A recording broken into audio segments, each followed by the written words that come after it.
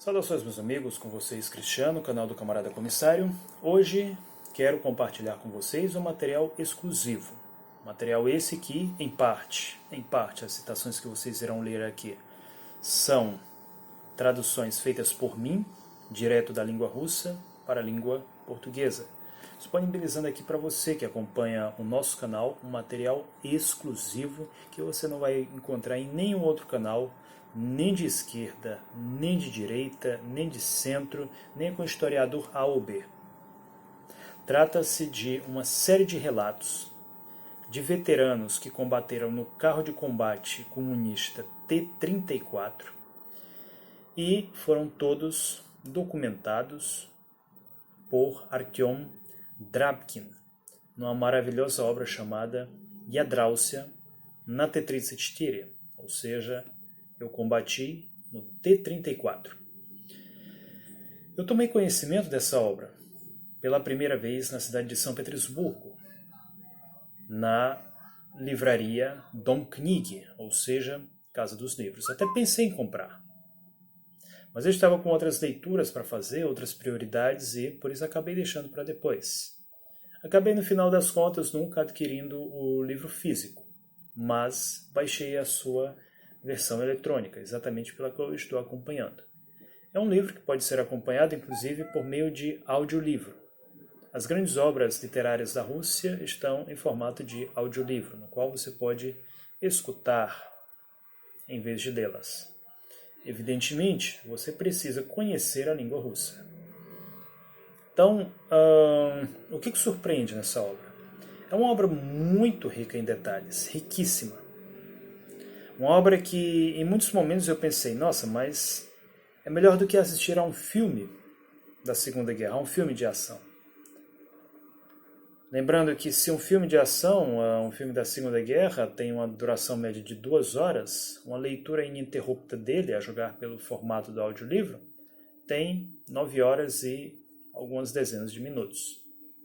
Eu estou quase concluindo a minha leitura, mas não me arrependo em nenhum instante de tê-la começado. Isso, detalhe, só do livro 2, que eles são, na realidade, 3 ou 4 livros. E ainda existe uma obra ainda mais rica chamada Eu Combati em um Tanque. Quer dizer, não é só de quem combateu no T-34, mas que também combateu no BT-5, no Iosif Stalin, em um Clement Voroshilov e assim sucessivamente. Relatos interessantíssimos de pessoas que participaram da Segunda Guerra. Eu li essa obra e fiquei pensando, nossa, por que a gente não tem uma coisa parecida aqui no Brasil? Por que tem tão poucos relatos de veteranos da Segunda Guerra? Um desses relatos, a propósito, conforme eu descobri recentemente, é de uma pessoa, uma parente muito distante minha, que viveu em Alagoas, há inclusive uma praça com esse sobrenome, Camerino. Ela era capitã médica do Exército Brasileiro. Ela escreveu As Mulheres e a Segunda Guerra Mundial. Não me lembro agora o primeiro nome dela, lembro apenas o sobrenome, que é Camerino, que é um sobrenome meu de família. E fiquei muito, eu diria até impressionado ao saber que tive parentes que tiveram esse tipo de participação numa guerra tão sangrenta como foi a Segunda Guerra Mundial. Mas, enfim, vamos voltar aqui à obra.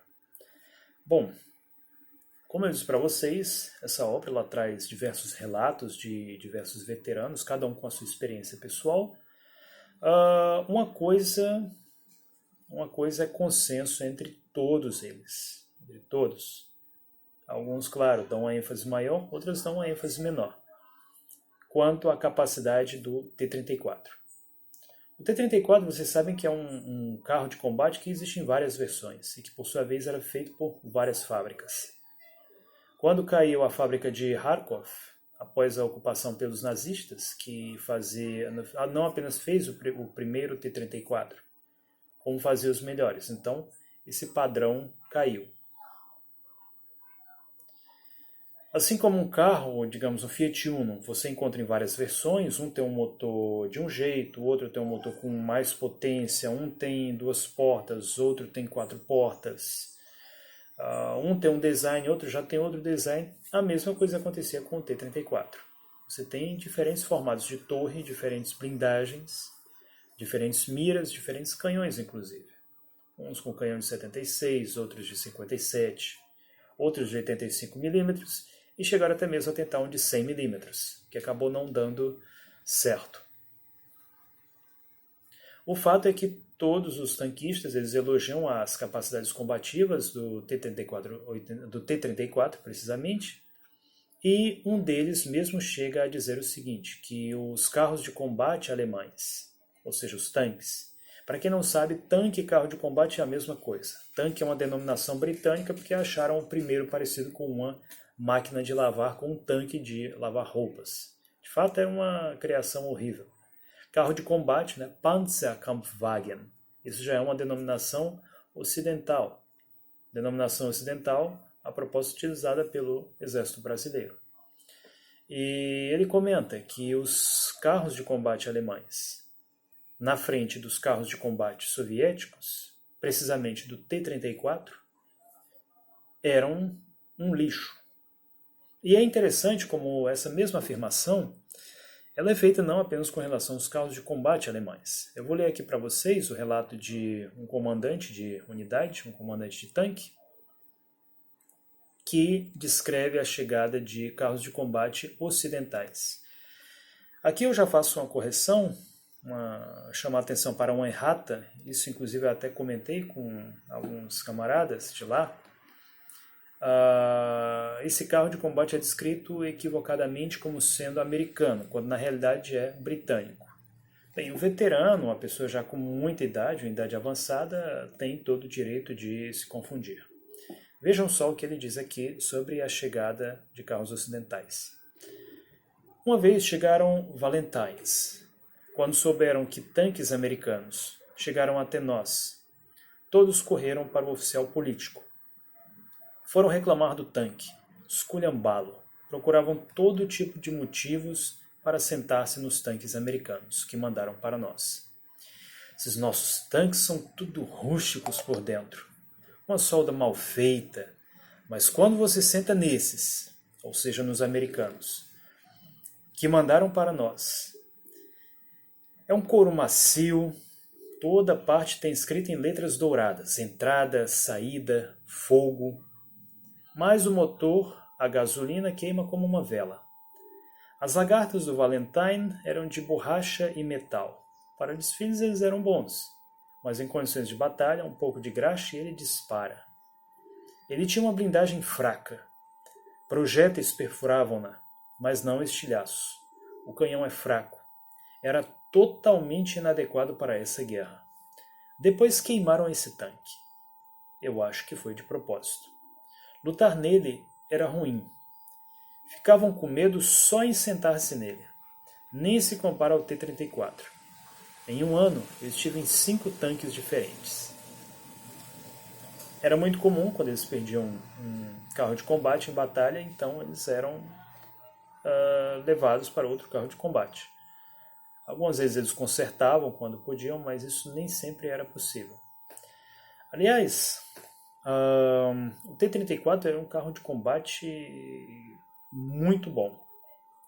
Ele é avaliado por muitos historiadores como tendo sido o melhor. Ele tinha seus defeitos, seus pormenores, com certeza, com certeza.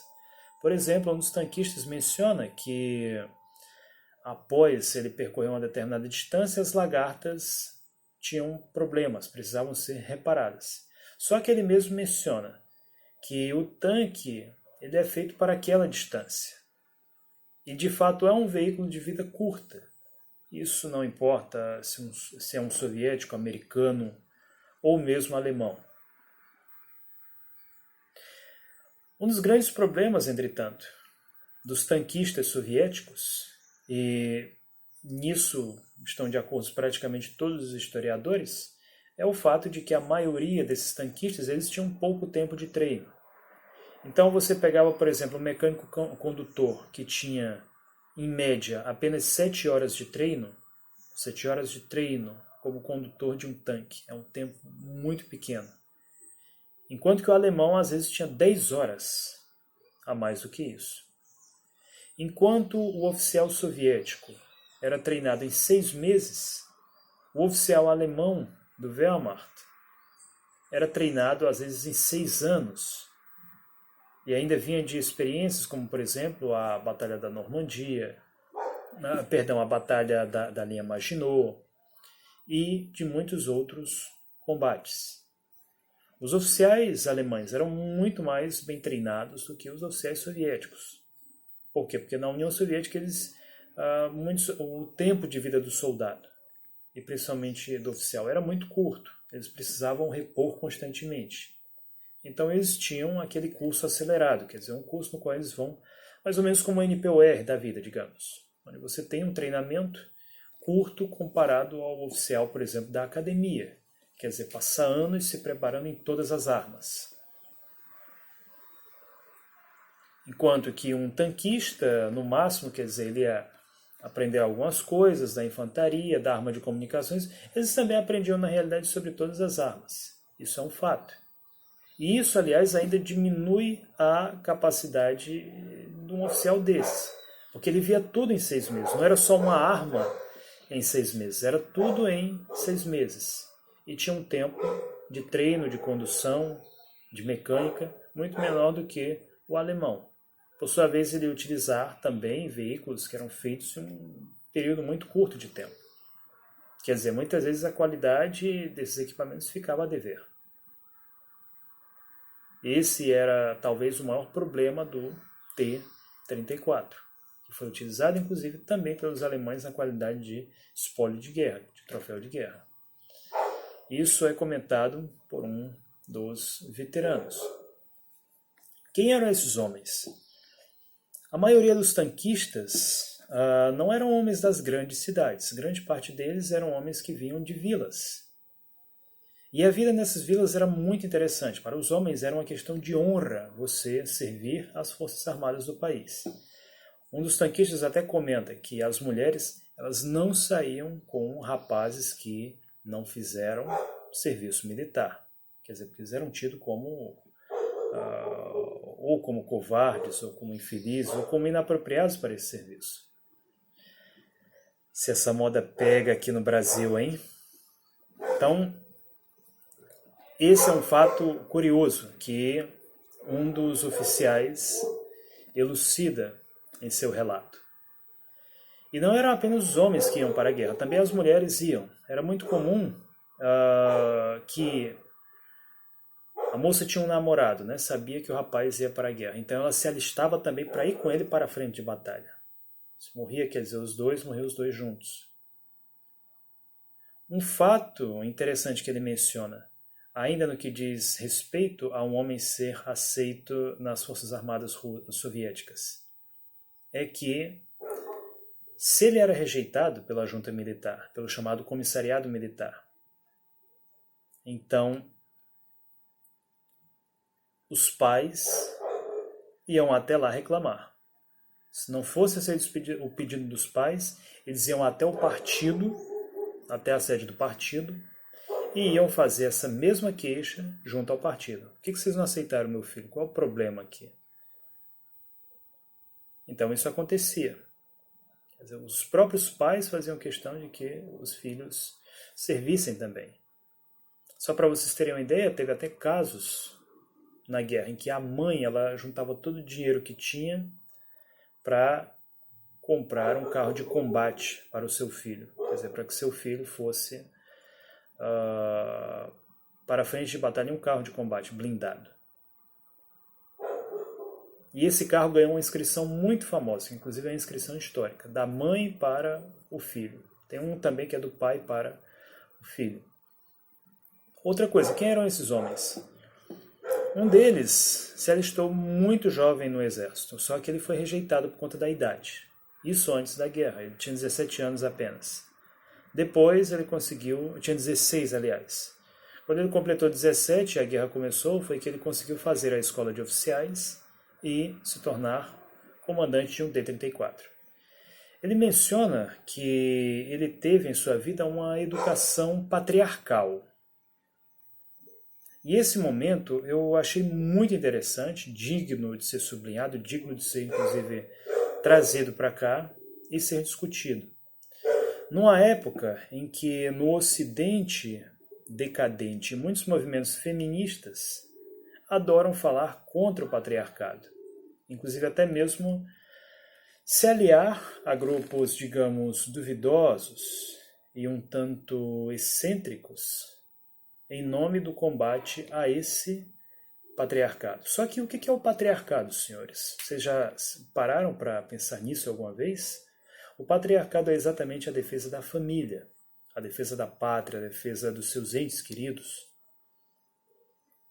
Quando um homem vai passando na rua e vai passando também uma mulher, e aquela mulher é assediada por um sujeito completamente desconhecido, e o homem resolve levantar o braço e defendê-la justamente daquele assediador, do tarado, então esse homem está agindo de forma patriarcal. Quando um pai de família dá duro para trabalhar, para pagar a faculdade da filha dele, que depois vai colocar textinho no Twitter, no Facebook, reclamando do patriarcado opressor, esse homem está sendo patriarcal. Isso é o patriarcado. E se não fosse por esse patriarcado, hoje todas essas feministas aí, elas sequer existiriam. Muito provavelmente estariam fazendo certos serviços para nazistas. Só que foram homens com a mentalidade patriarcal, milhões deles que combateram o exército de Hitler. Homens e mulheres, inclusive. Inclusive, até sobre isso, um dos tanquistas ele faz questão de descrever essa questão da participação. Ele descreve o caso de um oficial que ele recebeu férias. Era muito comum, o sujeito combatia por anos, então também tinha que descansar. Vocês não acham que o sujeito combatia de forma ininterrupta de 1941 até 1945. Ele também tinha descanso. Tem até um filme soviético, A Balada do Soldado, que trata exatamente disso. Um soldado que ele é indicado para receber uma condecoração, e aí ele prefere, em vez da condecoração, ter um descanso só para ir lá dar um abraço na mãe dele. E aí ele acaba passando por uma série de situações nesse percurso. Um filme muito bonito. E esse militar, um oficial, ele era casado, mas conheceu uma outra moça. Conheceu uma moça muito bonita, se apaixonou por ela, e essa moça resolveu servir no exército só para ir lá para junto desse oficial. Ele comenta aqui o seguinte, que essa mulher, ela era uma espécie de esposa de campo. Tem uma sigla, inclusive, para isso na língua russa, PPG. PPG eram exatamente essas mulheres. E ele comenta, todos tinham respeito pela esposa do comandante, embora ela fosse uma mulher de campo. Dizem que depois da guerra ele levou vários espólios da guerra para ela. Como é ficar em uma guerra sem mulheres? Matavam garotinhas, assim como os nossos irmãos. Conosco estava Marúcia, baixinha, um botãozinho, mas que no dia a dia era uma metralhadora de palavrões. Um tanque foi abatido na nossa frente. Dele saiu um tanquista. Mas havia alemães. Vimos isso tudo, mas não podíamos fazer nada. Você não vai atirar. Você imagina só, o sujeito está lá, foi feito prisioneiro por alemães, você está lá no seu tanque com a metralhadora DP, você não vai meter a rajada, porque você vai matar o seu companheiro. Ele foi levado para a trincheira. E o que foi que ela fez? O assistente dela era um rapaz. Ela deu-lhe sua bolsa de primeiros socorros e pegou sua submetralhadora. Escute, se eu não tivesse visto, eu não teria acreditado. Ela rastejou até lá, fuzilou os guardas, acabou com todos os alemães e trouxe o tanquista até nós. Por isso, lhe deram uma ordem da bandeira vermelha. Tinham muito respeito por essas mulheres. Vejam só que pessoas incríveis combatiam no Exército Vermelho. Não apenas homens, como também mulheres incríveis. Ainda falando em homens incríveis, Vejam só o relato de um deles. Fui educado numa família patriarcal. Eu fui ensinado que deveria sempre cumprimentar primeiro um homem mais velho. E poderia apanhar de chicote se ele fizesse isso primeiro. Jamais apanhei por isso, mas dava medo só de pensar. Quer dizer, sobre a questão do patriarcado na família do combatente vermelho, do combatente comunista, em família. É um relato muito interessante que tinha que ser lido, aliás, para toda feminista. Elas acabarem de vociferar essas insanidades sobre patriarcado opressor. Então, essa aqui é uma obra incrível, uma obra que inclusive responde a algumas perguntas. Por exemplo, vocês sabiam que um condutor de um T-34 ele geralmente ia com a escotilha aberta? E não só o condutor, muitas vezes a escotilha do comandante também ia aberta. E um dos motivos para isso era a questão da orientação, ficava mais fácil. Mas quando chegava a hora do combate, então eles fechavam todas essas escotilhas. Outra coisa, hoje em dia muita gente joga, por exemplo, um War Thunder da vida e acha que na Segunda Guerra você tinha toda hora ali batalha de tanque. Não. Batalhas de tanques eram raras, encontros entre tanques eram raros, muito raros. Como quando ele até chega a mencionar aqui, combater outros tanques não era trabalho nosso, dos tanques, mas da artilharia. Quando a munição era reabastecida, só depois da batalha, o antigo 34 tinha 101 cartuchos de munição. O T-34-85, um total de 55 cartuchos. 15 na torre e 40 nas malas. Isso era suficiente. Eu sempre cuidava para que nunca houvesse munição em excesso. Sempre me certifiquei de que, além dos projéteis perfurantes, o tanque tivesse mais 5 subcalibres e 5 projéteis antipessoal. Ou seja, nada daqueles 19 que você leva para o seu War Thunder. É um relato interessantíssimo. Eu vou deixar aqui o link para vocês. Vou fazer outros vídeos trazendo outros relatos igualmente interessantes. Alguns, inclusive, até muito mais chocantes do que esses. E espero que vocês acompanhem.